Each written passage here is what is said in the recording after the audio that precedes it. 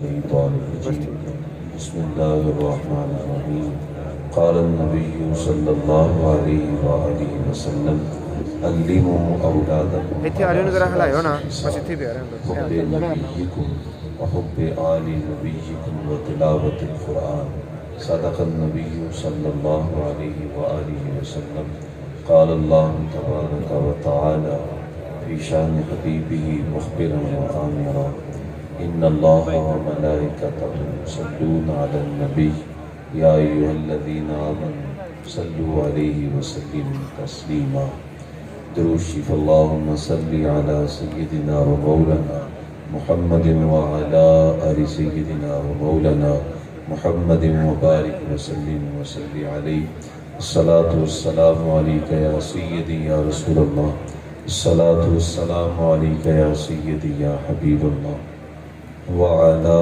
آلك وأصحابك يا سيدي يا خاتم النبيين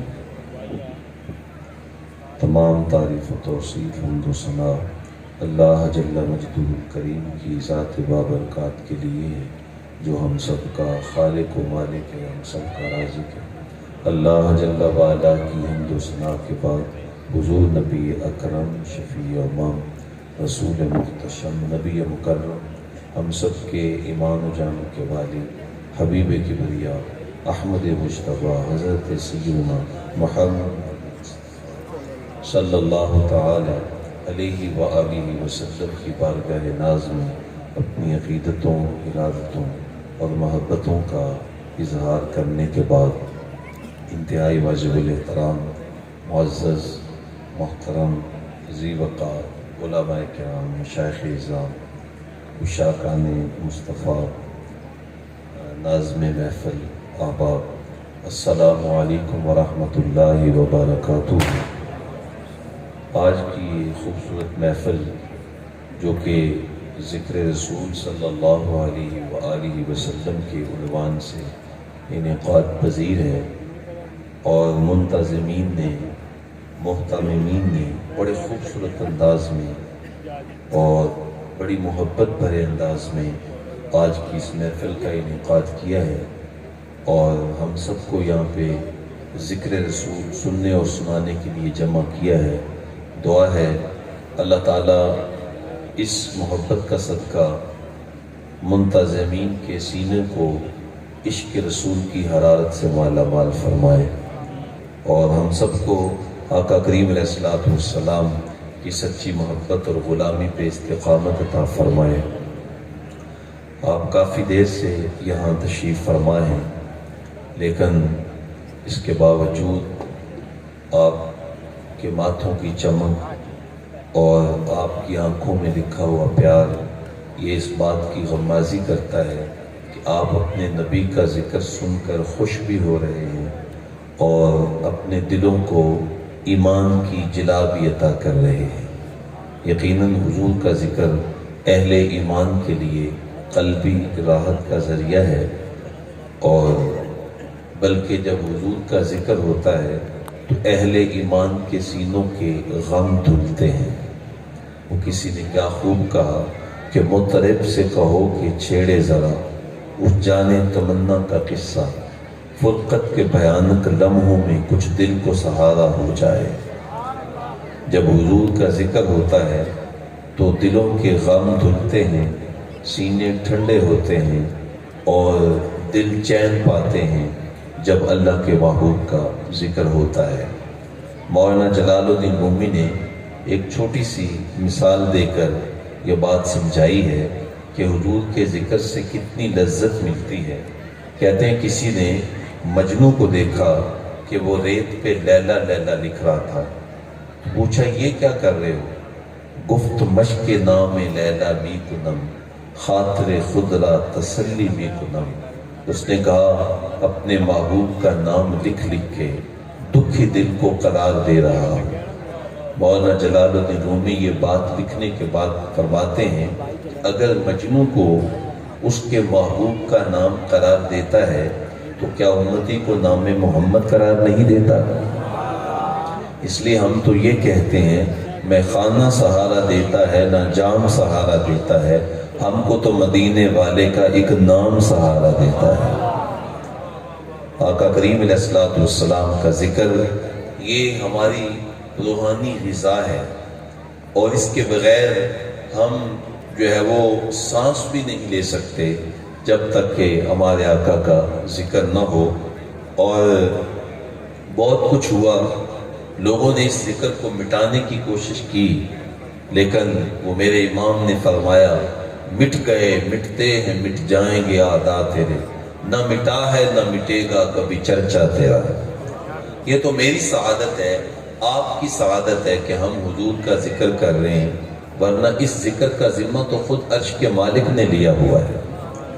جس محبوب کے سر پہ ورفعنا لک ذکرک کا سایہ ہو، بھلا اس کے ذکر کو کون مٹا سکتا ہے؟ جدا ذکر خدا بلند کرے، کیڑا جمعے ہے اس نو بند کرے، اس ذکر دا حافظ آپ خدا پڑھو لا الہ۔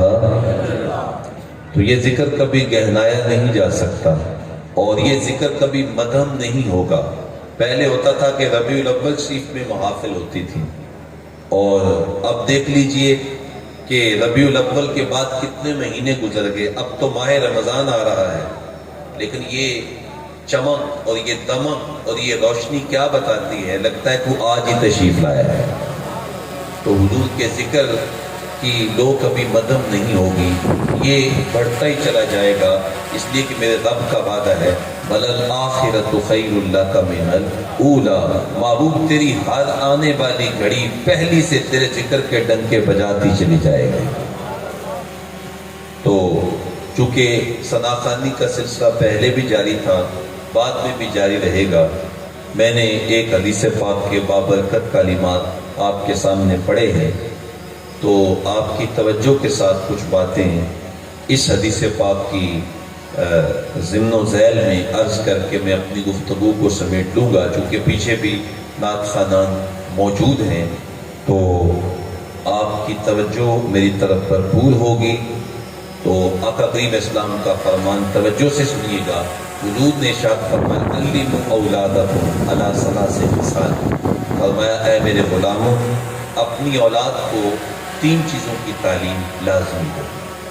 اولاد اللہ کی بہت بڑی نعمت ہے، اولاد انسان کی آنکھوں کی ٹھنڈک ہے، اولاد دل کا پھل ہے، اولاد لاکھوں کروڑوں اربوں روپیوں سے نہیں خریدی جا سکتی، اللہ کے کرم سے عطا ہوتی ہے۔ لیکن میری آپ کی ذمہ داری ہے کہ ہم اپنی اولاد کی تربیت کریں۔ ارشاد ہوا یا ایھا الذین آمنوا، اے ایمان والو، قوا انفسکم واہلیکم نارا، اے ایمان والو خود بھی جہنم کی آگ سے بچو اور اپنی اولادوں کو بھی جہنم کی آگ سے بچاؤ۔ آقا کریم نے فرمایا کلکم راع وکلکم مسئول عن رعیتہ، تم میں سے ہر ایک اپنے گھر کا حکمران ہے، اور کل قیامت کے دن تم سے تمہارے بچوں اور بیوی کے متعلق پوچھا جائے گا کہ ان کی تربیت کیسے کی تھی اور ان کی زندگی کو کس رخ پہ تم نے گزارا تھا، تو یہ ہم سے پوچھا جائے گا۔ تو ان کی تربیت کے حوالے سے حضور کا یہ فرمان نور فرمایا ہر مسلمان کو چاہیے کہ وہ اپنے بچوں کو 3 چیزوں کی تعلیم دے۔ پہلی چیز فرمایا حب نبیکم، جب بچہ شعور کی منزل میں قدم رکھے تو بچے کے دل کے ایک ایک پرت پہ اپنے نبی کی محبت کا جھنڈا گاڑ دو۔ یہ تمہاری ذمہ داری ہے اور یہ تمہارا فرض ہے کہ سینے کے اندر حضور کا پیار موجود ہو۔ وہ سینہ بالکل اجاڑ ہے جس میں حضور کی محبت نہیں ہے۔ اقبال کہتے ہیں کہ ذرہ عشق نبی از حق طلب، سوز صدیق و علی از حق طلب۔ اللہ سے کچھ مانگنا ہے نا تو حضور کے عشق کا ایک ذرہ مانگ لو۔ اور ایک اور شاعر کہتا ہے کہ شراب عشق احمد میں کچھ ایسی کیف و مستی ہے، جان دے کر 2 بوند مل جائے تو سستی ہے۔ اگر جان دے کر بھی حضور کی محبت کے 2 بوند مل جائیں تو یہ سستی بات ہے، یہ سستا سودا ہے۔ تو محبت حضور کی یہ کائنات کی سب سے عظیم سوغات ہے۔ مغز قرآن، روح ایمان، جان دین، ہست حب رحمت للعالمین۔ اچھا بچہ جب چھوٹا ہوتا ہے تو اس کو تو لفظ محبت کا معنی ہی نہیں آتا ہوتا، تو ہم اس کے سینے میں حضور کا پیار کیسے ڈال سکتے ہیں؟ تو علماء نے اس کے کئی طریقے بیان کیے ہیں کہ بچے کے سینے میں حضور کا پیار کیسے ڈالا جا سکتا ہے۔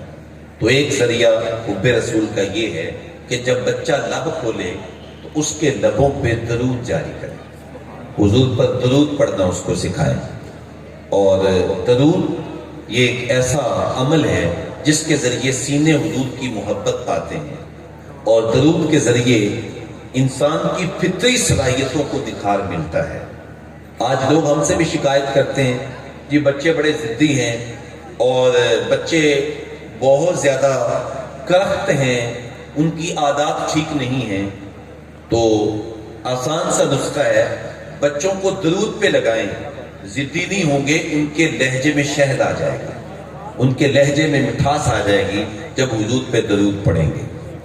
علامہ اقبال علیہ رحمہ سے کسی نے پوچھا کہ آپ کے لہجے میں اتنی مٹھاس کہاں سے آئی ہے، کہ آپ کے انداز میں بڑی مٹھاس ہے۔ اردو ادب کے جو نقاد ہیں نا، وہ مرزا اسد اللہ غالب کو علامہ اقبال سے بڑا شاعر مانتے ہیں۔ اللہ اکبر، وہ کہتے ہیں کہ یہ مسائل تصوف کے، یہ تیرا انداز بیان غالب، ہم تجھ کو ولی مانتے اگر باداخار نہ ہوتا تھا۔ تو بات کرنے کا جو ڈھب مرزا اسد اللہ غالب کو ہے، یہ اسی کا مقصود ہے۔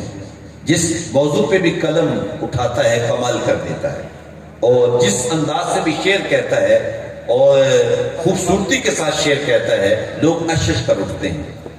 لیکن جو عزت، جو شہرت، جو مقبولیت عامہ اقبال کو میسر آئی ہے، وہ غالب کا مقصود نہیں بن سکی۔ تو اس لیے کسی نے اقبال سے پوچھا کہ آپ کے لہجے میں اتنی مٹھاس کہاں سے آئی ہے؟ تو اقبال علیہ رحمہ نے 2 لفظی جواب دیا، فرمانے لگے اس میں میرا کوئی کمال نہیں ہے، میں نے گن کر 1.25 کروڑ مرتبہ اپنے نبی کی ذات پہ درود پڑھا ہے، کمال میرا نہیں ہے، درود والے آمنہ کے لال کا کمال ہے۔ اللہ اکبر، میں تنہا کمال سخن کو نہ پہنچا، شعر میرے ہیں تاثیر ان کی ہے۔ تو درود شریف کی وجہ سے بچے کے سینے میں حضور کا پیار پیدا ہوتا ہے۔ اور درود شریف کی فضیلت پہ ایک حدیث پہ سن لیجیے۔ آپ کو میری بات سمجھ تو آ رہی ہے نا؟ میں یہ تو نہیں کہوں گا کہ ہاتھ دائیں کھڑا کریں، کبھی بایاں کھڑا کریں، اب کافی آپ کے ہاتھ کھڑے ہو گئے ہیں، لیکن میں یہ ضرور چاہوں گا کہ آپ کی توجہ میری جانب ہونی چاہیے، تاکہ ویسے تو میں عشاء کے فوراً بعد مختصر گفتگو کرنے کا عادی ہوں، لیکن اب چونکہ آپ کا یہ مزاج ایسا ہے تو اس موقع پہ ہے تو مشکل، لیکن میں کوشش کروں گا جب آپ کی توجہ ہوگی تو۔ درود شریف کی فضیلت پہ ایک حدیث سن لیجئے۔ آقا کریم صلی اللہ علیہ وسلم نے ارشاد فرمایا، میرے غلاموں، جمعے کی رات کو اور جمعے کے دن کو مجھ پہ کثرت سے درود پڑھا کر، ملے گا کیا؟ فرمایا جو شخص جمعے کی رات کو یا جمعے کے دن کو مجھ پہ کثرت سے درود پڑھے گا، کنت لہ شفیعا او شہیدا یوم القیامہ، فرمایا کل قیامت کے دن میں محمد اس کے ایمان کی گواہی دوں گا، اور اگر گناہوں کی وجہ سے یہ شخص جہنم میں جانے لگا تو میں شفاعت کر کے اس کو جہنم سے نکال کے جنت میں داخل کر دوں گا۔ پیش حق مجدہ شفاعت کا سناتے جائیں گے، خود روتے جائیں گے، ہمیں ہنساتے جائیں گے۔ قدرت خدا نے وسعتیں دی ہیں دامن محبوب کو، جرم کھلتے جائیں گے اور وہ چھپاتے جائیں گے۔ تو شفاعت کیسے نصیب ہوگی؟ درود کی وجہ سے۔ اچھا، حب رسول پیدا کرنے کا ایک خوبصورت ذریعہ یہ ہے کہ بچہ جب لب کھولے اس کے لبوں پہ حضور کی نعت جاری کرے۔ ایک خوبصورت اور آسان ذریعہ حضور کی نعت ہے، حضور کی محبت سینے کے اندر پیدا کرنے کا۔ تو نعت جب بچہ اٹھے اور سکول جائے، کالج جائے اور مسجد میں جائے اور واپس آئے تو اس کے لبوں پہ یہ لفظ ہوں، سب سے اولا و اعلیٰ ہمارا نبی، سب سے بالا و بالا ہمارا نبی، اپنے مولا کا پیارا ہمارا نبی، دونوں عالم کا دولہا ہمارا نبی۔ جب بچہ یہ کہے گا کہ سارے اچھوں میں اچھا سمجھیے جسے، ہے اس اچھے سے اچھا ہمارا نبی، سارے اونچوں میں اونچا سمجھیے جسے، ہے اس اونچے سے اونچا ہمارا نبی، جب یہ لفظ بولے گا تو اس کے سینے کے اندر حضور کی محبت اتر جائے گی۔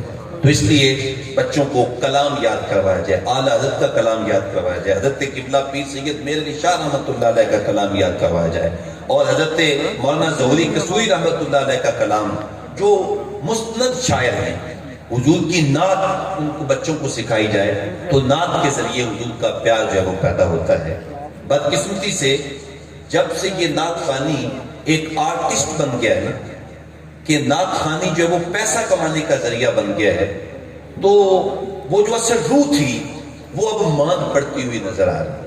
اب تو صورتحال یہ ہے کہ جیسے جیسے نوٹوں کی بارش زیادہ ہوتی ہے تو نعت خواں صاحب کے اشعار بھی بڑھتے چلے جاتے ہیں اور ان کا عشق بھی بڑھتا چلا جاتا ہے، اور جیسے جیسے نوٹ کم ہوتے ہیں تو عشق بھی کم ہوتا چلا جاتا ہے۔ تو اب نعت جو ہے وہ ایک فن بن گیا ہے، نعت ایک دولت کمانے کا جب سے ذریعہ بنا ہے تو جو اصل مقصد تھا وہ ختم ہوتا چلا جا رہا ہے۔ میرے بھی میاں جو توپ ہوتی ہے، توپ، اگر کوئی توپ کو استعمال کرے مکھی کے مارنے کے لیے تو لوگ کہیں گے یہ بے وقوف ہے۔ بھلا نعت پڑھ کے یہ چند ٹگوں کی خاطر انسان نعت پڑھے تو پھر اس نے بہت سستا سودا کیا ہے۔ جب نعت پڑھتے ہیں تو سینہ عشق رسول کی حرارت سے دھڑکتا ہے، جب نعت پڑھی جاتی ہے تو ایمان کے اندر ایک عجیب کیف پیدا ہوتا ہے۔ نعت تو اس مقصد کے لیے پڑھی جاتی ہے۔ ایک زمانہ ہوتا تھا کہ جب نعت خواں نعت پڑھتے تھے تو ان کی اپنی آنکھیں بھی چھلک رہی ہوتی تھی اور مجمع بھی آنسوں سے چھلک رہا ہوتا تھا، اور اب تو ایک عجیب وہ صورتحال بنی ہوتی ہے۔ اللہ تعالیٰ ہمیں اس سے محفوظ فرمائے، اور ایک عجیب انداز بنے ہوتے ہیں اور وہ جو اصل مقصد ہوتا ہے وہ پسے کش ڈال دیا جاتا ہے۔ تو لیکن نعت صرف اور صرف اس مقصد کے لیے پڑھی جائے، بچوں کو سکھائی جائے کہ اس کے ذریعے ہمارے سینوں میں اپنے نبی کا پیار پیدا ہوگا، تو یہ بہت بڑی دولت ہے اگر یہ نصیب ہو جائے۔ نعت اور اس کے ساتھ ساتھ بچے کے سینے میں حضور کا پیار پیدا کرنے کے لیے ایک اور ذریعہ یہ بیان کیا گیا کہ بچے کے دل کے اندر یہ بات ڈالی جائے کہ کائنات میں بڑے بڑے شہر ہیں، مانچسٹر ہے، لندن ہے، نیو یارک ہے، بڑی بڑی مارکیٹیں ہیں، لیکن یاد رکھو بچے کے ذہن کے اندر یہ بات ڈال دو کہ پوری کائنات سے اگر کوئی سونا شہر ہے تو وہ شہر مدینہ ہے۔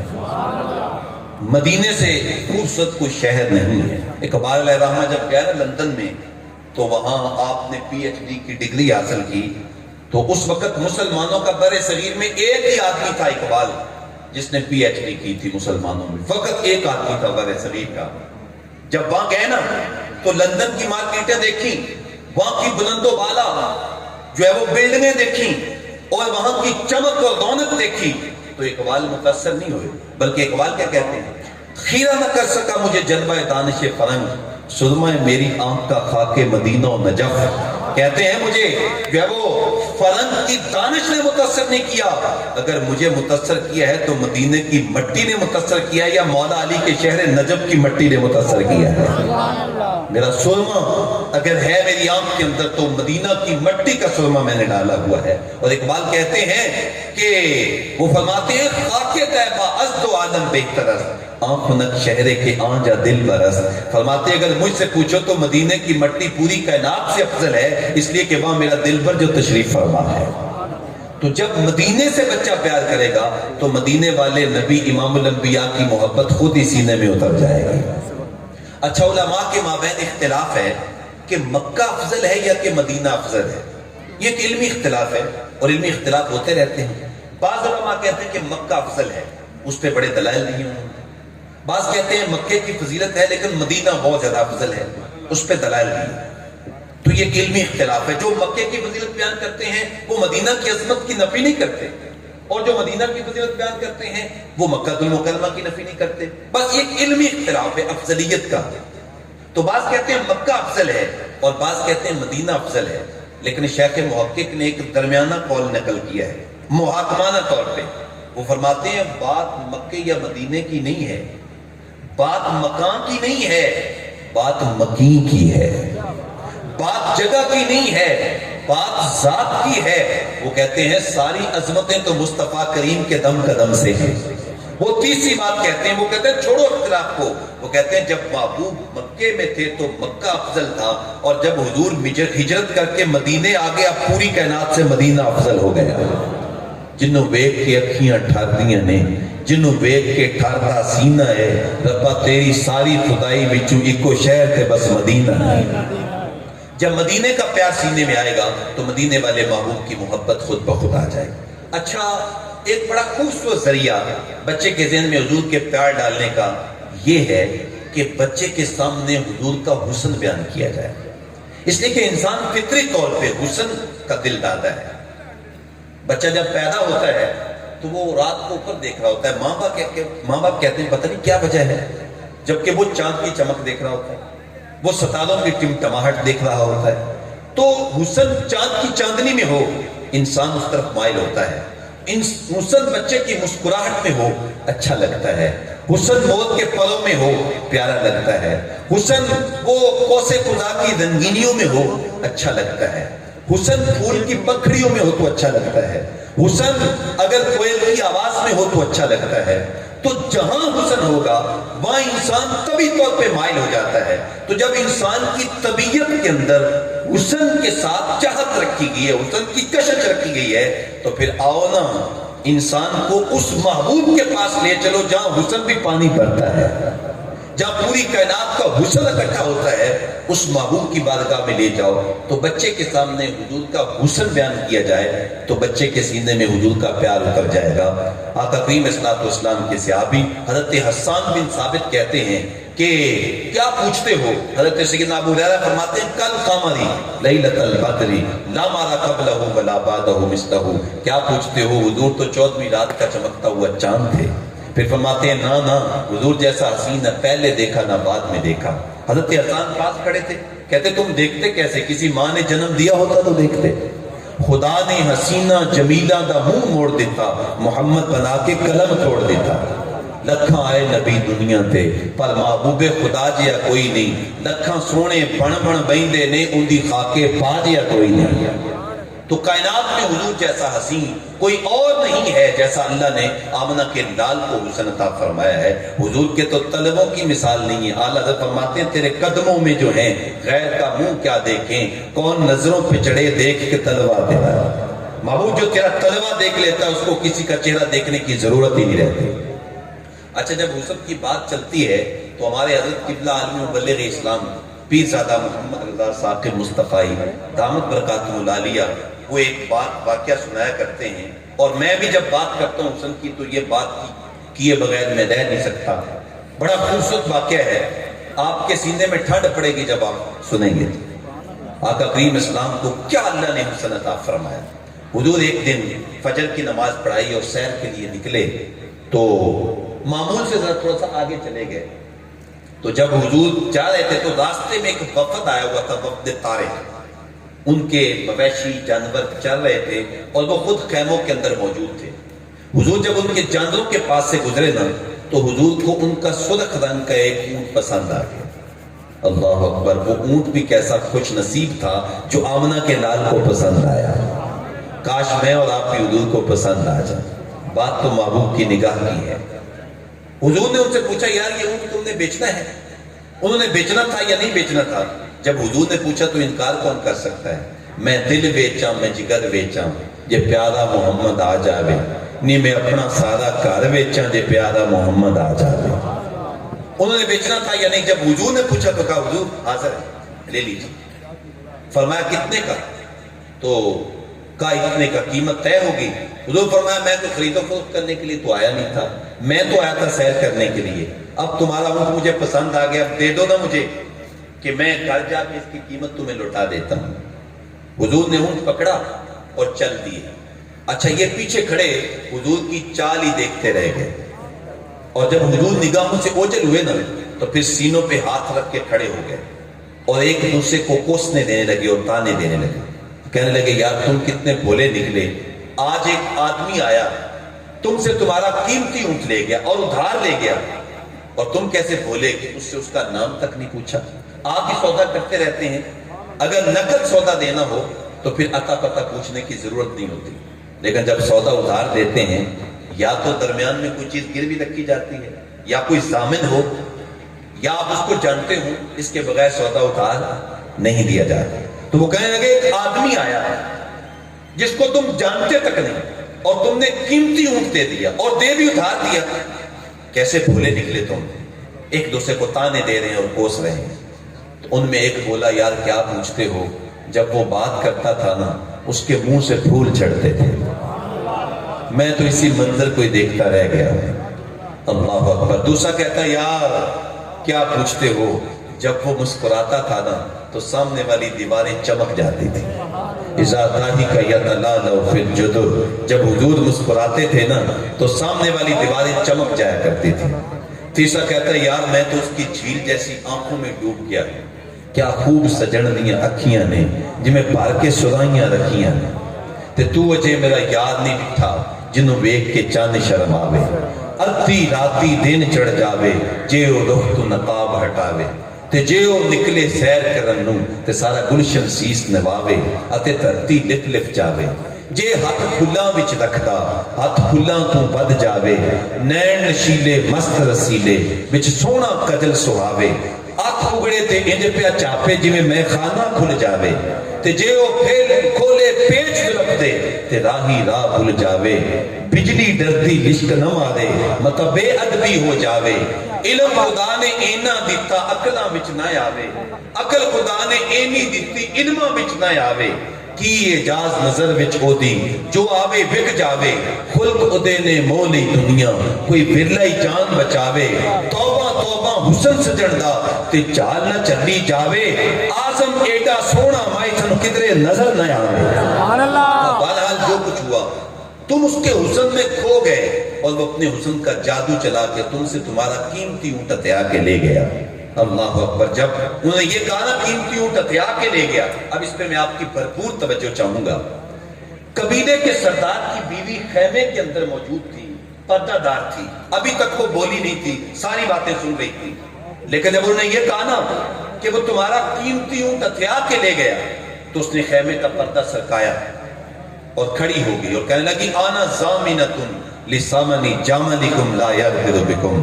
اس نے کہا اگر وہ قیمت دینے نہ آیا تو قیمت مجھ سے لے لینا، مگر خبردار جو اس کے متعلق کوئی بات کی تو میں سننا نہیں چاہتی اس کے خلاف ایک لفظ بھی۔ وہ کہنے لگے تو اس کو جانتی ہے جو ضمانت دے رہی ہے قیمت کی؟ کہنے لگی واللہ جانتی تو میں بھی نہیں ہوں۔ کہا اگر جانتی نہیں تو پھر ضمانت کس چیز کی دے رہی ہے؟ اس نے کہا جب وہ پیارا تم سے سودا کر رہا تھا نا تو میں نے خیمے کی اوٹ سے اس کا چہرہ دیکھ لیا تھا، اور اتنے حسین چہرے والا کبھی دھوکہ دے ہی نہیں سکتا۔ ابھی بات ہو رہی تھی کہ حضور کے غلام آ گئے اور کہا ہمارے آقا نے کن لوگوں سے اونٹ خریدا ہے؟ کہا ہم سے خریدا ہے۔ کہا یہ لو حضور نے کھجوریں بیچی ہیں تمہاری مہمان نوازی کے لیے، اور لو اس سے اپنی قیمت بھی پوری کر لو۔ انہوں نے کہا اس معبود نے اب قیمت لینے والا چھوڑا ہی نہیں ہے، یہ بتاؤ کہ وہ معبود رہتا کہاں ہے؟ کہنے لگے صحابہ یہ جو کھجوروں کا جھنڈ ہے، یہ جو نخلستان ہے، یہی آمنہ کے لال کا ڈیرہ ہے۔ امام زرقانی لکھتے سارا قبیلہ اٹھا حضور کے قدموں میں جا کے حضور کا کلمہ پڑھ کے حضور کا غلام بن گیا، تیریاں تک کے اداواں میں مرید ہو گئی۔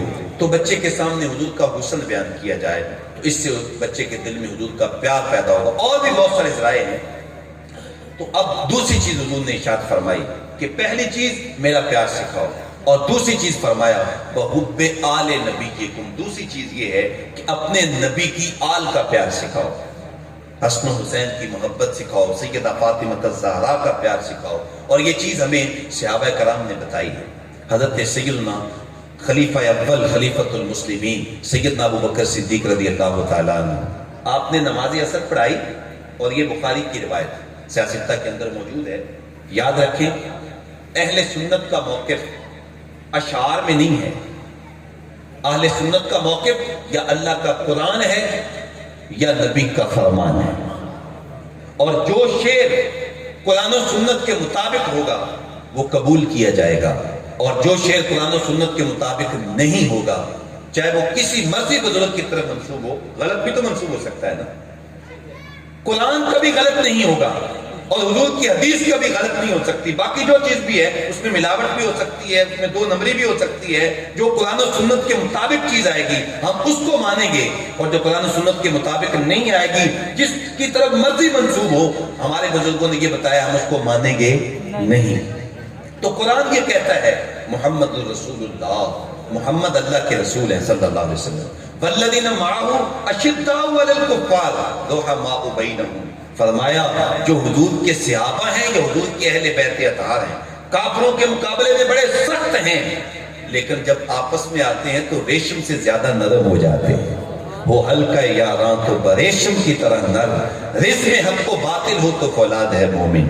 تو حضرت سیدنا ابوبکر صدیق نکلے، حضرت امام حسن بچوں کے ساتھ کھیل رہے تھے، تو اب خلیفۃ المسلمین ہیں، حضرت امام حسن کو اٹھایا اور اٹھا کے اپنے کندھے پہ بٹھا لیا، اور پھر حضرت امام حسن کو دیکھ کے کہنے لگے اے حسن، اے شہزادہ نبوت، تمہاری شکل علی جیسی تو نہیں ہے، تمہاری شکل تو نبی جیسی ہے، تمہاری شکل تو امام الانبیاء سے ملتی ہے۔ وَعَلِيٌّ يَضْحَكُ، حضرت علی پاک پاس ہی کھڑے ہیں اور حضرت سیدنا ابوبکر صدیق کا یہ انداز دیکھ کے مسکرا رہے ہیں۔ میرا وجدان یہ کہتا ہے کہ حضرت مولا علی اس لیے مسکرا رہے تھے کہ اے حسن، پہلے تمہیں تمہارے نانا کندھوں پہ اٹھایا کرتے تھے، آج نانا کے جانشین جناب سیدنا ابوبکر صدیق تمہیں اپنے کندھے پہ اٹھا کے تمہارے نانا کی سنت ادا کر رہے ہیں۔ ہمارے بزرگوں نے تمہیں یہ روایات سکھائی، یہ احادیث موجود ہیں، جو وہ سیاستہ کے اندر یہ احادیث موجود ہیں۔ اب بزرگوں کے درمیان کشتی کروانا یہ ہمارا کام نہیں ہے، وہ ہمیں ان کی محبت جو ہے وہ سکھائی گئی، ان کا پیار سکھایا گیا ہے۔ آج بھانت بھانت کی بولیاں بولی جا رہی ہیں، آج فتنے مسلم امہ کو تقسیم کرنے کے لیے ان شخصیات کو درمیان میں لایا جاتا ہے۔ ہماری بہت بڑی ذمہ داری ہے جو ہم نے ادا کرنی ہے، تو بہرحال ان کا پیار سکھایا جائے، ان کا کردار سکھایا جائے۔ دیکھیے حضرت سیدہ طیبہ طاہرہ، حضرت سیدہ فاطمہ الزہرا، وہ جب چلتی تھی تو لگتا تھا کہ رسول اللہ چل رہے ہیں، جب گفتگو کرتی تھی تو لگتا تھا امام الانبیاء بول رہے ہیں۔ ان کی سیرت اپنی بچیوں کے سامنے رکھی جائے کہ ان کی سیرت کیا تھی۔ مجھے کچھ ساتھی کہہ رہے تھے کہ خواتین کے حوالے سے کوئی بات ضرور کرنی ہے، تو بھائی حضور کی آل کی محبت کا کیا مطلب ہے کہ نعرے لگائیں؟ ٹھیک ہے، نعرہ لگانا بھی ایک شوق کے لیے ہو سکتا ہے، لیکن اصل محبت یہ ہے کہ ان کی سیرت کو فالو کیا جائے، ان کی سیرت کو اختیار کیا جائے۔ حضرت سیدہ طیبہ طاہرہ، حضرت سیدہ فاطمہ الزہرا کی جب شادی ہوگی حضرت مولا علی رضی اللہ تعالیٰ عنہ سے، اب دیکھیے انداز کیا ہے، ان کی سیرت کیا ہے۔ سارا دن گھر کے کام کاج جاری رہتے ہیں، چکی پیس پیس کے آٹا بناتی ہیں، حسنین کریمین کی تربیت بھی ہو رہی ہے، مولا علی کی خدمت بھی ہو رہی ہے، اور مہمانوں کو کھانا بھی دیا جا رہا ہے۔ اللہ اکبر، سارا دن گھر کا کام کاج جاری رہتا ہے۔ آج ہم اگر کسی امیر گھرانے کی بچی اپنی بہو بنا کے لائیں، وہ کہتی ہے میں تو شہزادی ہوں، میں نے تو اپنے باپ کے گھر میں کبھی کام نہیں کیا، اب میں سسرال کے گھر میں کیسے کام کروں؟ بھلا رسول اللہ کی شہزادی سے بڑی بھی کوئی شہزادی ہو سکتی ہے؟ لیکن گھر میں چکی پیس پیس کے کھانا بنایا جاتا ہے اور گھر کے کام کاج کیے جاتے ہیں، سارا دن گھر کا کام کاج جاری ہے، اور جب رات کا وقت ہوتا ہے تو کیا ٹی وی کا بٹن آن ہونے جاتا ہے، موبائل پہ بیٹھ جاتے ہیں؟ علماء تشریف فرمائیں، پڑھیے کتب حدیث، حضرت سیدہ کی سیرت کو پڑھیں، سارا دن گھر کا کام جاری رہتا ہے، لیکن جب رات کا وقت آتا ہے مصلی بچ جاتا ہے، اور ذوق بندگی کیا ہے، سر سجدے میں رکھتی ہیں۔ ابھی سیدہ فاطمہ الزہرا کا ایک سجدہ پورا نہیں ہوتا کہ پوری رات پوری ہو جاتی ہے، اور ذوق بندگی کیا ہے، عرض کرتی مالک تیری راتیں کتنی چھوٹی ہیں، تیری بندی کا ذوق بندگی ہی پورا نہیں ہوتا، ابھی میں ایک سجدہ نہیں کر پاتی کہ تیری رات ختم ہو جاتی ہے، مالک کوئی ایک رات ایسی بھی بنا دے تیری فاطمہ سحر ہو کے تجھے سجدہ تو کر سکے، کوئی لمبی رات بنا دے۔ اگر سیدہ فاطمہ الزہرا ساری رات سجدوں میں گزار دیں اور سیدہ فاطمہ الزہرا کی باندیاں نماز پنجگانہ بھی نہ پڑھیں اور کہیں جی ہمارے کپڑے نہیں صاف رہتے، تو پھر سیدہ کی محبت یہ زبانی جمع خرچ ہے۔ اگر میں جو ہے وہ کہوں کہ میں حسن و حسین سے پیار کرتا ہوں، اور انہوں نے تو دین کے جھنڈے کو بلند کرنے کے لیے اپنا سارا خاندان ہی قربان کر دیا، تو ہم دین کے لیے کیا کر رہے ہیں؟ ہم کیا دین کی قدروں کے لیے ہم کیا کر رہے ہیں؟ تو محبت کا معنی یہ ہے کہ ہم ان کی سیرت کو فالو کریں۔ جب ہم نام لیتے ہیں تو حضرت سیدنا امام حسین کا لیتے ہیں رضی اللہ تعالیٰ عنہ، اور جب ہم عمل کرتے ہیں تو ہمارے گھر کے اندر یزید موجود ہے۔ کوئی بندہ اگر کسی محکمے کے اندر ملازمت کرتا ہے، وہ کہتا ہے جب تک میں رشوت نہیں لیتا میرے گھر کے اخراجات ہی نہیں پورے ہوتے. یہ تو یزیدیت ہے. جب تک وہ کہتا ہے میں کرپشن نہیں کرتا میرا چولہا نہیں چلتا. بھائی کرپشن تو یزیدیت ہے.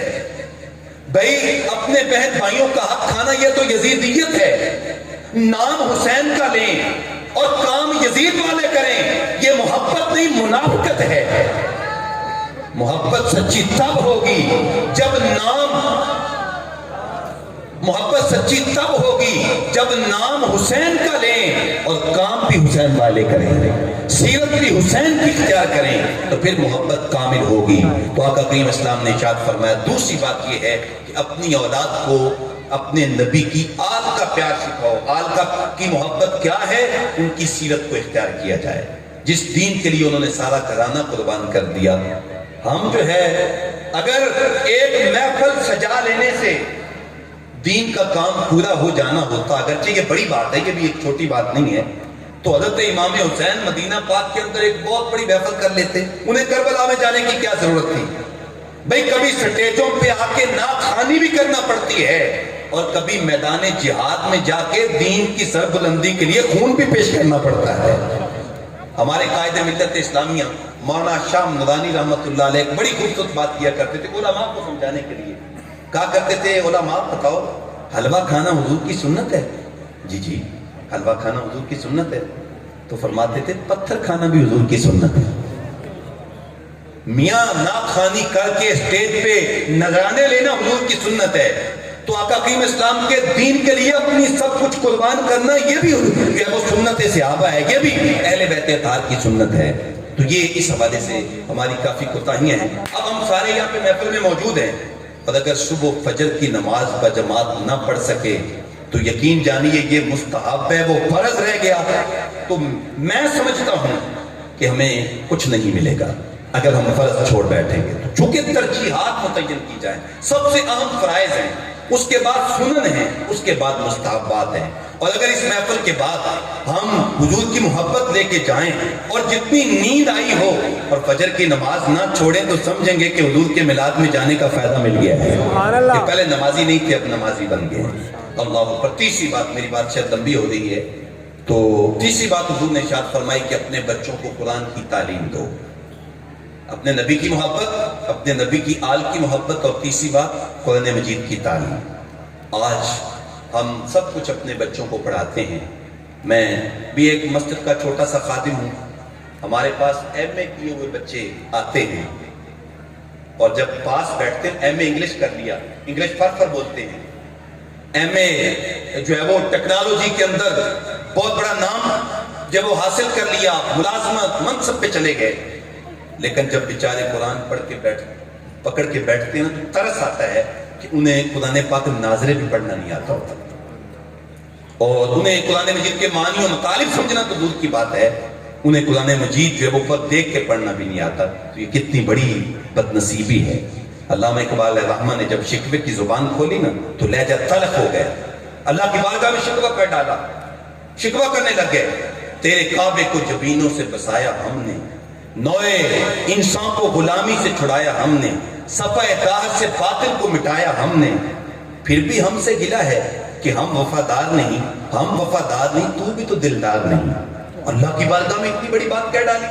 فتویٰ بھی متوجہ ہوا، لیکن جب جواب آیا نا تو سارا نشہ ہی اتر گیا. سیگے وہی، الفاظ وہی ہیں، صرف اقبال نے سیگا بدلا. اب دیکھ لیجئے، سن لیجئے توجہ سے. اقبال کہتے ہیں اللہ کی جانب سے جواب آ رہا ہے، صفحہ داہر سے باطل کو مٹایا کس نے، نوئے انسان کو غلامی سے چھڑایا کس نے، میرے کعبے کو جبینوں سے بسایا کس نے، میرے قرآن کو سینوں سے لگایا کس نے. تھے تو وہ آباد تمہارے ہی مگر تم کیا ہو، ہاتھ پہ ہاتھ کرے منتظر فردا ہو. ہر کوئی مستے میں ذوق تن آسانی ہے، ہر کوئی مستے میں ذوق تن آسانی ہے. تم مسلمان ہو یہ انداز مسلمانی ہے، حیدری فقر ہے نئے دولت عثمانی ہے.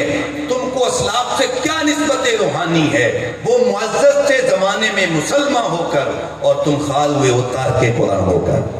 یہ اقبال کہہ رہے ہیں جو مصور پاکستان ہے کہ آج تمہاری زبوں حالی، آج تمہاری ذلت، آج تمہاری پستی کا سبب یہ ہے کہ تم نے قرآن کو چھوڑ دیا ہے۔ یاد رکھو، اقبال کا آخری شعر پیش کر کے میں اپنی گفتگو کو ختم کرتا ہوں۔ ہم نے فانی ہو جانا ہے، ختم ہو جانا ہے۔ یہ بچوں سے میں پوچھتا ہوں، صبح صبح کبھی کبھی بچوں سے بات کرتے ہیں کہ بیٹا آپ کے دادا جان کا کیا نام ہے؟ تو بعض بچے ایسے ہیں ان کو اپنے دادے کا نام ہی نہیں آتا ہوتا، کیونکہ دادا جی پوتا کے پیدا ہونے سے پہلے فوت ہو گئے، تو ابا جی نے کبھی دادے کا بتایا ہی نہیں۔ تو بس اوقات بچوں کو اپنے دادے کا نام بھی نہیں آتا ہوتا۔ اگر دادے کا آتا ہو تو پردادے کا نہیں آتا ہوتا، اور پردادے کا آتا ہو تو ہم میں سے اکثر ایسے ہیں جنہیں شکر دادے کا کسی کو بھی نہیں آتا ہوتا۔ یہ ہماری اوقات ہے میاں کہ ہم 50 سال کے بعد ختم ہو جاتے ہیں، ہمارا نام بھی ختم ہو جاتا ہے، ہماری پہچان بھی ختم ہو جاتی ہے، اور جب قبر کھولی جائے تو ہڈیاں بھی نظر نہیں آتی بیچ میں۔ ہم فانی ہیں، لیکن قربان جائیں اقبال پہ۔ اقبال نے بڑی خوبصورت بات کہی، وہ کہتے ہیں کتاب زندہ قرآن حکیم، حکمت اولا یزال است و قدیم، نسخہ اسرار تکوین حیات، بے ثبات از قرب تشکیر ثبات۔ اقبال کہتے ہیں انسان تو فانی ہے، اللہ باقی ہے، اللہ کا قرآن بھی باقی ہے، قرآن کبھی فنا نہیں ہوگا، قرآن باقی ہے۔ اور توجہ چاہوں گا، اقبال کہتے ہیں جو انسان قرآن سے لگ گیا وہ انسان بھی باقی ہو جائے گا۔